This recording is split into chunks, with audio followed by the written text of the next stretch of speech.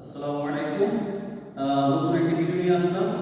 ভিডিওটির মূল প্রতিপাদ্য বিষয় হলো ফুটবল বিশ্বকাপকে কেন্দ্র করে আজকে আমাদের মুসলমান তরুণ প্রজন্মের মধ্যে দেখা যাচ্ছে অনেকে ব্রাজিলের পতাকা বা আর্জেন্টিনা বা স্পেন, ফ্রান্স, জার্মান বিভিন্ন দেশের সাপোর্ট করতেছে। কেউ পোশাক পরে, কেউ জার্সি পরে, কেউ পতাকা উড়িয়ে নিজেদের সাপোর্টিং দলকে উৎসাহ প্রদান করছে। আসলে কি আমাদের মুসলমান সন্তানরা কি একবার কি জানতে চেয়েছে এই যে দেশগুলোর নামগুলো বললাম, এদের হাতে যে আমাদের মুসলমানদের রক্ত এখনো লেগে আছে, এরা আমাদের মুসলমান দেশগুলোকে কিভাবে নির্যাতিত করছে, কিভাবে গণহত্যার সাথে সম্পৃক্ত, এরা কিভাবে মুসলমানদের মাথার খুলি সংগ্রহ করে পিরামিড তৈরি করছে।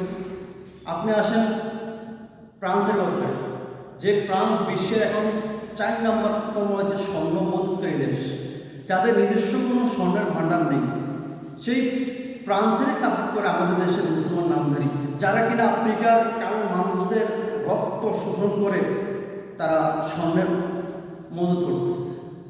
আসেন জার্মানের কথা, সেম একই অবস্থা জার্মানের আর ফ্রান্স। আসেন ইটালির চরিত্র সম্পর্কে আমাদের কি জানা নাই।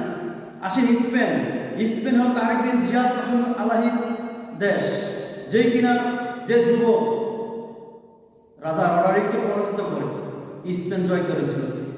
যেই স্পেন আমাদের একসময় 750 বছর মুসলিম সালতানাত ছিল, আজকে সেই স্পেন বা আন্দালুসিয়া বলি কোনো নাম গন্ধ নেই।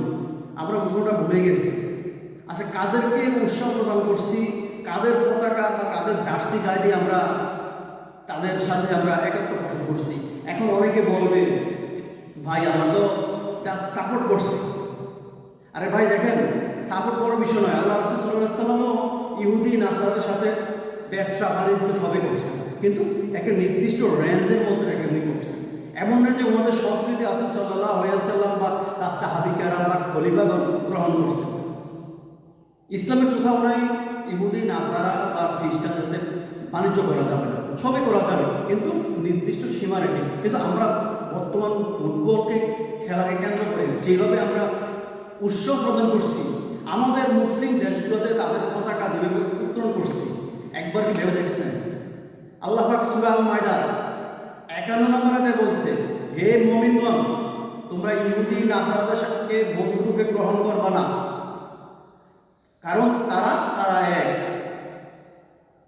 তোমরা যদি তাদেরকে বন্ধুরূপে গ্রহণ করো, নিশ্চয়ই তোমরা তাদের অন্তর্ভুক্ত হবে। আর আল্লাহ কখনো জালেমদেরকে সঠিক পথ দেখান না। আজকে আমরা তাদের দেশের পতাকা পরে নিজেদেরকে অহংকার দেখাচ্ছি বা লোক দেখানো রিয়া দেখাচ্ছি। আপনি কি জানেন না, এই অহংকার হচ্ছে আল্লাহর পোষণ, আল্লাহর পোশাক। যারা কিনে পোশাক পরে বা অহংকার করছে, লোক দেখানো, তারা আল্লাহর পোশাককে নিয়ে টানাটানি করছে। আর লোক দেখানো রিয়া, আল্লাহ তাআলা অত্যাধিক রাগান্বিত হন। আল্লাহ তাআলা বলেন, কেউ আমার পোশাককে নিয়ে টানাটানি করবে, তাদের স্থান জাহান্নাম ছাড়া কিছু।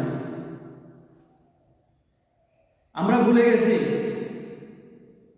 স্পেনের কথা, আন্দালুসিয়ার কথা, ইবনে আল আরাবির কথা, যে স্পেনে হাজার হাজার মসজিদ রাজা ফান্দারেস গির্জা রূপান্তর করছে, বহু মুসলিম নর নারীকে ডুবিয়ে মারছে, বহু মুসলিমকে আগুনে পুড়িয়ে মারছেন। কি না করছেন স্পেনের মুসলমানদেরকে। আচ্ছা, সেই স্পেনের কে ফুটবলকে কেন্দ্র করে আমরা স্পেনের পতাকা টানাই, জার্মানির পতাকা টানাই। আসলে একটা কথা বলি, আপনারা বলবেন ফুটবল আর কে তার সাপোর্ট দিই। দেখেন,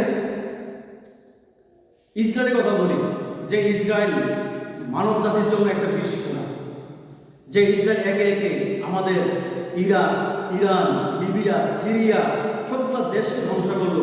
সর্বশেষ ইরানের স্কুলে, আল মানাব স্কুলে বোমা ফেলে 165টা বাচ্চাকে মেরে ফেলছে।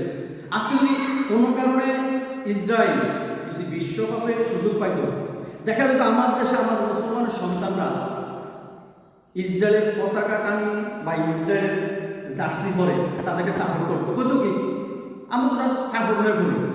আরে ভাই, একটা কথা বলি, যখন ক্রুসেড জোট একত্র হয়ে আকাশ থেকে বোমাটা যখন পালায়, বোমার গায়ে কি লেখা থাকে? ইউ আর মুসলিম, তোমাকে তোমাকে হত্যা করা হবে, তুমি কোন দলের সাপোর্ট দেখাও সেটা বড় বিষয় নয়। তোমাকে মরতে হবে, তুমি মুসলমান।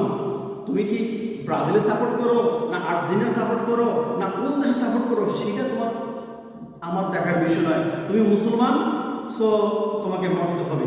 তাহলে আসুন, আমরা কিসের জন্য আমাদের মুসলমান প্রজন্ম ছেলেরা রাত 2টা, 2:30, 3টায় নৃত্য উল্লাস করছে, যাদের হাতে আমাদের মুসলমানদের রক্ত এখনো লেগে আছে, ওরা আমাদের মুসলমানদের রক্ত নিয়ে হোলি খেলা খেলছে। এই তো বেশি দিন আগে নয়, এই যে ইরাকের কথাই বলি, 2003 সালে যখন একযোগে 36টা দেশ ইরাকের ঘুমন্ত মানুষের উপরে বোমা হামলা করেছে। ইরাকের ঘুমন্ত মানুষগুলো আত্মনাদে পুরো বিশ্ব আকাশ কেঁপে উঠছে। তখন তো বলে নাই ইরাকের মুসলমানরা নিরীহ, ওদেরকে মারা যাবে না, ওরা আওয়াজ করে সাপোর্ট করে। আজকে যারা একত্র হয়ে যোগ করে ইরাককে ধ্বংস করছে, তারা কি জানে না তারা কারা?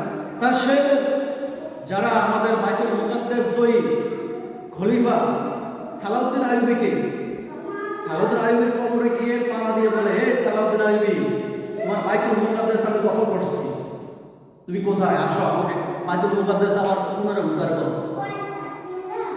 আমাদের কি রক্ত কি নাই? আমরা কিসের মুসলমান? আমরা কি ঘুমন্তরা মুসলমান?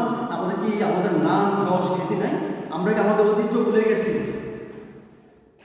আমরা যদি আমাদের ইমান আমল থাকে, অন্তত বিবেককে চিন্তা করব, আমরা কেন তাদেরকে সাপোর্ট করছি? তারা কি কখনো আমাদেরকে সাপোর্ট করে কোনো ভালো কাজে? তারা পাইলে আমাদেরকে সুযোগ মতো মারার চেষ্টা করে। আমার মুসলিম ভাইদের প্রতি উদাত্ত আহ্বান থাকে, ভাই দয়া করে কখনো এমন কাজ করবেন না যেটা আমার রাসূল সাল্লাল্লাহু আলাইহি ওয়াসাল্লামের মনে আঘাত দেয়, আমাদের মুসলমানদের অন্তরে আঘাত দেয়। আপনি করেন, কতটুকু সীমার মধ্যে করেন, সীমা লঙ্ঘন করেন না। যাক, অনেক কথা বলে ফেললাম, কেউ রাগ করবেন না। জি, ভালো থাকবেন। আল্লাহ হাফেজ।